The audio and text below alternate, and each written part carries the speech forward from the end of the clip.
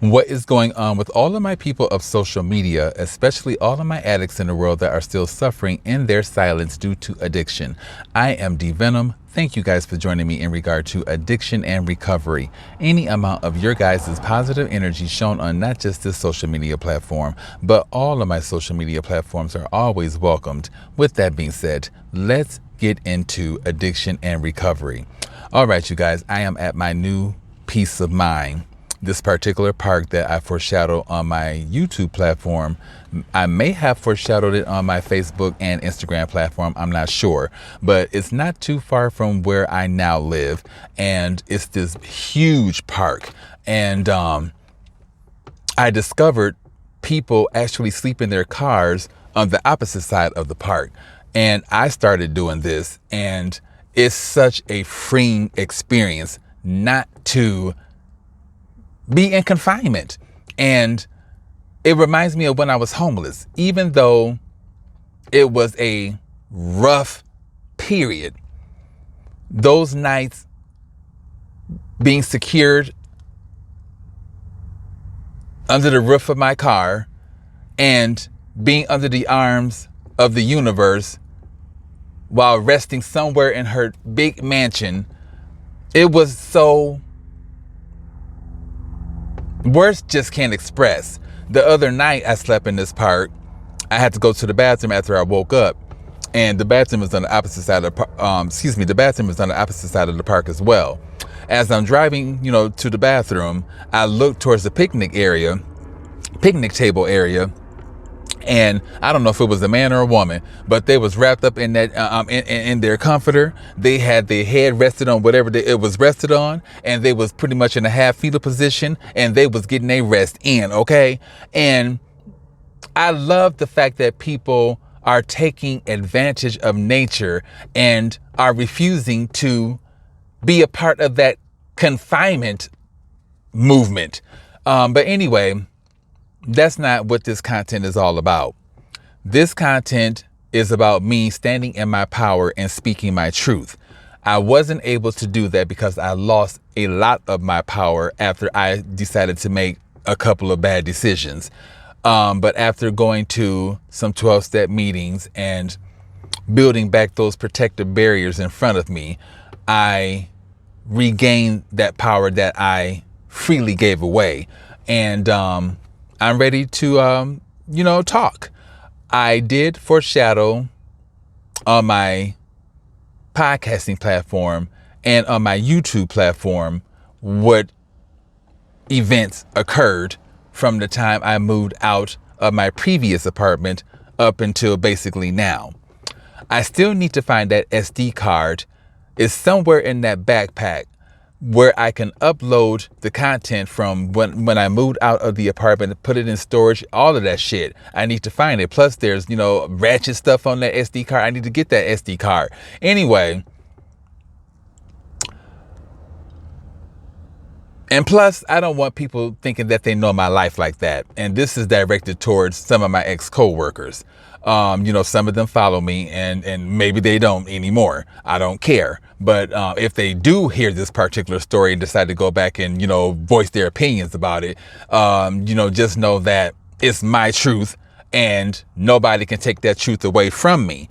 And what I'm about to tell you guys did have some part to do with me not being at my previous job, but the fact that this person came at me instead of to me is why I went off the bandwagon, on the ass, and that pretty much resulted in my departure. Anyway, after I moved out of my previous apartment, which was towards the end of August, if I'm not mistaken, because I do believe I moved into this apartment September 5th or somewhere around there. Anyway, after I moved out of my previous apartment, there was a window in between. My place now was not completely renovated, and plus there still needed to be some documents completed between housing and my new landlords, which seemed like it took forever. So anyway, I had to stay at motels. It would have been one motel, but had I made the decision to not merge up the straight and narrow, it would have been fine. But that decision had me spending who knows how much money on motels because I was going through these damn psychosis or whatever. You know, the shit that comes with methamphetamine is what the fuck I was going through. And I already knew once I merged up the straight and narrow and get in party mode, what energies I am going to bring forward. Anyway, the first motel that I decided to reside at is the Roadway Inn in Old Scottsdale, Arizona. That was the first motel I stayed at. I stayed there for 7 days. It cost me about $500 and something plus a $100 deposit, roughly $600 and some motherfucking dollars. Anyway, everything would have been okay, like I said, until I merged up the straight and narrow. Plus, we, meaning myself and my ex-co-workers, had a 4-day weekend. I forgot what holiday it was, but we had a 4-day weekend. So I figured I'm in new territory. I'm no longer at my previous place of, I want to keep saying my previous place of employment. I'm no longer at my previous residence. And not to mention, the motel is next to a adult porn shop or whatever the fuck it is. It's where straight men pull in the parking lot and park all the way in the motherfucking back so nobody will recognize their car. Anyway, it was next to one of those type of organizations or businesses. And I figured, why not get in ratchet mode and have a little fun before I go back to work and whatever else. I'm not sure if I scored methamphetamine that particular night, but I do know that after I got, myself and the bird settled, I went out on a mission.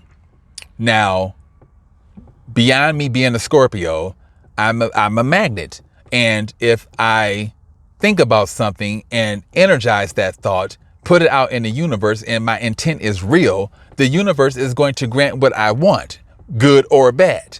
And in this case, it was bad. Anyway, I think it was the following day I ended up scoring what the fuck I pretty much put out in the universe.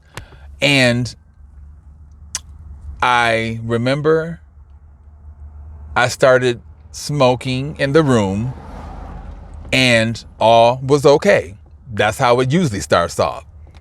But then a couple of days in, that's when, some psychosis start to happen and whatever else the case may be. And, those bad energies, just start pulling in. Moving forward, I started to think that the room was sketchy. Well, for one, I've never been in a room where the switches are lit red. I was skeptical about that. There was just things in the room that made me feel like I was being compromised. And this usually happens when I'm under the influence of methamphetamine, unfortunately. Anyway, I debugged the room on a couple of occasions. And who's to say, just because I was under the influence of methamphetamine and going through a mild psychosis does not mean what I was experiencing is not real. And this is the shit that gets on my nerves when I start telling people certain things. Oh, well, you haven't done, any drugs or whatever, or I'm concerned about this or I'm concerned about that. And another thing that you motherfuckers need to understand, and I hate to call y'all motherfuckers, but it is what it is. I am spirit wrapped in matter, living a earthly experience. What I go through and what I see and what I feel and what I experience, a lot of you guys aren't going to go through. I'm chosen. So we chosen ones, especially myself, considering the experience, considering the experiences that I've been through. And I think methamphetamine influenced this in regard to my spiritual gifts, but I just seen certain things that I believe the spirit realm opened my eyes to that none of y'all would be able to comprehend in a million years. Anyway, after my stay there was complete, I didn't know this. I thought that I had one more day, but come to find out, my stay there was complete and it was time for me to depart. I was late getting out of the room thinking that I had another day. And, the owner of the property obviously wanted me out so that they could, clean the room and get somebody else in there. I'm rushing, trying to, get up out of there. Had I not partied or whatever, maybe I would have known that, that particular night was my last night and I could have got prepared and whatever else, but that didn't happen. Anyway, I'm rushing to try to get everything out. And all was good, just to, wrap the story up in a nutshell. All was good. And the last couple of items that I needed to grab was maybe some garbage and something else and the birds. I went to grab the bird cage, and considering it's a, pretty big cage, I grabbed the cage portion of it. And when I lift up, the cage portion detached from the bottom part, where the birds, where the poop and stuff goes and all of that, the seeds and all that go. And I was trying to put it back together, and considering the person, the owner or whatever, wanted me out of the room, I think the word is makeshift. I makeshift put it back together, and I grabbed, the cage from the bottom, which I should have done in the first place. I grabbed it from the bottom and I managed to get the birds out of the room. As I'm walking to the car, I make it to the car and I went to squat down in order to set the cage on the ground and open up the back door. I think I already had the back door open, but I went to squat down in order to put the bird cage on the ground and, basically position them in the back seat. I'm tall as fuck. So on my way down, my knees are, pretty much buckled, and I, kind of lost my balance. So I tried to lift myself back up in order to, realign so that I can go back down and, set the birds down. 12:22 time of this recording. Anyway, as I'm trying to lift my big ass up, I had no strength in my legs whatsoever, which is pitiful. 12:33 time of this recording. I had no strength in my legs whatsoever. So as I'm trying to lift myself up, I'm straining and whatever else the case may be. And I wish the person that heard the crash would have, seen me going through it, and they could have helped me prior to me, dropping the cage. But my knees buckled. Just picture a giraffe getting some water, and how, because they're so tall, they have to position their legs a certain way. That's how my legs were. And eventually they just gave out. And I went backwards. Considering the cage wasn't put together properly, it ended up coming apart. And before I knew it, I believe it was Bullet, flew out.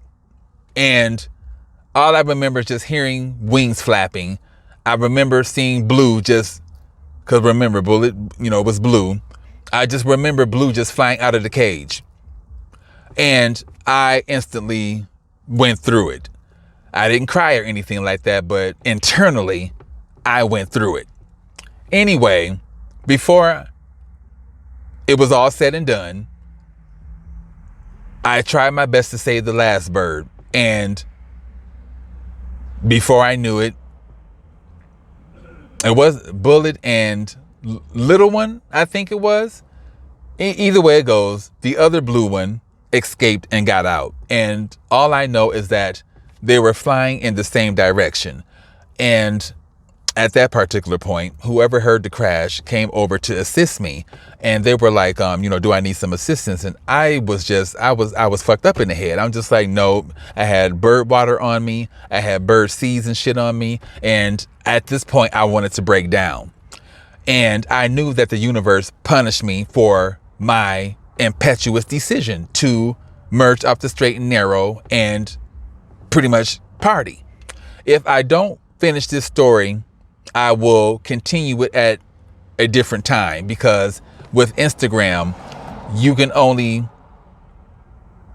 record so much and it won't upload. So I definitely want this to upload. But anyway, the person came to assist me and I was over it. I put the cage in the car, and the person was like, well, maybe someone caught them. No one caught those birds. Those birds died. I already know it. They're in the desert. Those birds are used to being fed by human hands. They're not used to fetching for themselves, especially in a desert climate, which I don't think parakeets thrive in. Anyway, those birds probably died the next following day, considering they couldn't feed themselves, they didn't have adequate water, and they didn't know where they were going. If someone caught them, by the grace of God, thank whoever may have them. But I know in my heart of hearts, because I'm an empath like that, those birds are dead. And that's because of my impetuous decision. This is why when I do my introduction in the beginning, you guys don't hear me say anything about my feathered friends, because I don't have any feathered friends anymore. I spoke to my friend that gave me 2 of my feathered friends, and they told me anytime I want, some birds, I can get them. I haven't made a definitive answer in regard to whether or not I want to move forward. Even though it's been a while since I've lost Bullet, and I believe it's little one, I'm still hurt by that, because had I not made the decision to merge off the straight and narrow, because I had a little bit of time on my hands and because I was in a new environment, I would still have my birds. But everything is meant for a reason.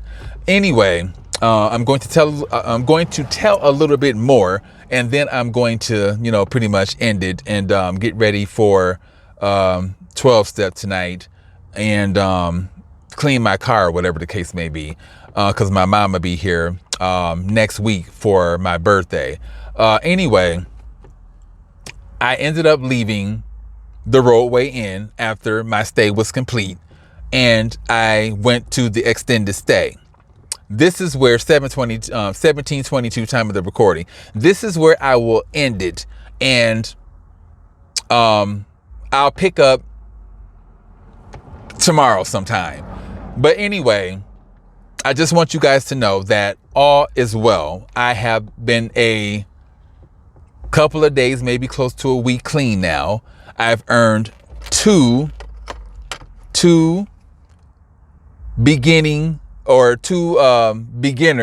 sobriety coins, considering 1755, considering I have to start my sobriety all over again. I earned 2 coins thus far. I'm marching and participating in the CMA march. I said that wrong. I have to end this. Anyway, I'm marching in the gay parade, and I will be marching on behalf of the Lambda Center, CMA, which is Crystal Meth Anonymous.